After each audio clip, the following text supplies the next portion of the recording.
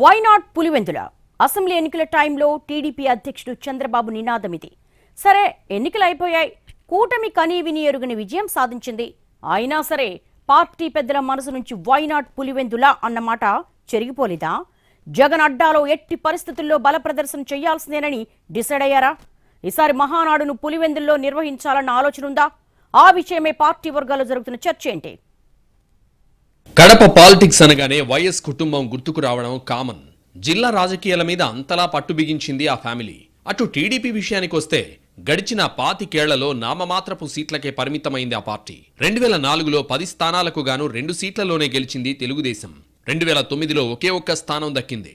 2014లో కూడా రాజంపేటలో మాత్రమే TDP MLA విజయం సాధించారు. ఇక 2019లో అయితే మొత్తం 10కి 10 సీట్లు దక్కించుకుని క్లీన్ స్వీప్ చేసింది వైసీపీ. కానీ 2024 ఎన్నికలకు వచ్చేసరికి మొత్తం తిరగబడింది.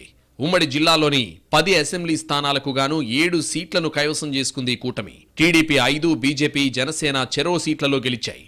వైఎస్ కుటుంబానికి అంత పట్టున్న వాళ్ల సొంత జిల్లాలోనే వైసీపీని కట్టడి చేయగలగడం తెలుగుదేశం పార్టీలో జోష్ తెచ్చిందట.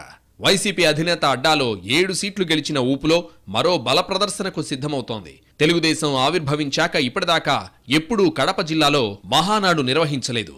అందుకే ఇప్పుడు ఆ జిల్లాను కొల్లగొట్టిన ఊపులో ఈసారికి కడపలో మహానాడు పెట్టాలన్నది టీడీపీ అధిష్టానం ప్లాన్. కడప జిల్లాలో మహానాడు నిర్వహించాలని ఇప్పటికే పోలిట్ బ్యూరో నిర్ణయం తీసుకుంది. కానీ ఇప్పుడు అంతకు మించి అన్న మాటలు వినిపిస్తుండటంతో ఉత్కంఠ రేగుతోంది.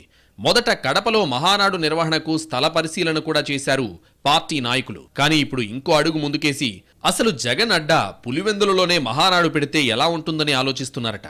అందుకోసం అనువైన స్థలం ఉంటే చెప్పండని స్థానిక పార్టీ నేతలకు సూచించినట్టు సమాచారం. ఉమ్మడి కడప జిల్లాలో కూటమికి 7 స్థానాలు దక్కడంతో అదే స్థాయిలో ఎమ్మెల్యేలకు ప్రాధాన్యత కూడా ఇచ్చింది.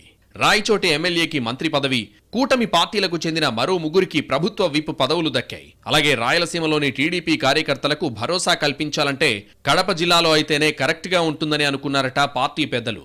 అధికారంలో ఉన్నాం, కడప జిల్లాలో నిర్వహించబోతున్నాం, కొడితే గట్టిగానే కొట్టాలన్న టార్గెట్ తో పులివెందుల వైపు చూస్తున్నట్లు సమాచారం.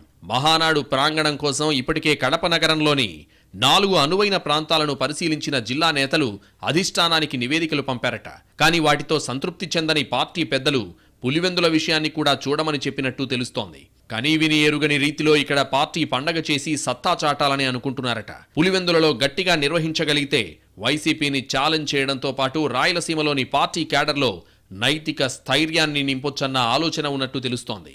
అలా ఒకే దెబ్బకు 2 పిట్టల్ని కొట్టాలనుకుంటున్నారట.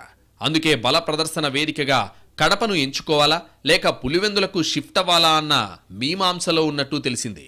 ఏది ఏమైనా వైసీపీ అడ్డాలో తమ సత్తా చాటాలని గట్టిగా భావిస్తోంది టీడీపీ. ఫైనల్ గా కడప అవుతుందా, పులివెందులలో నిర్వహించి సంచలనం రేపుతారా అన్నది చూడాలంటున్నారు రాజకీయ పరిశీలకులు.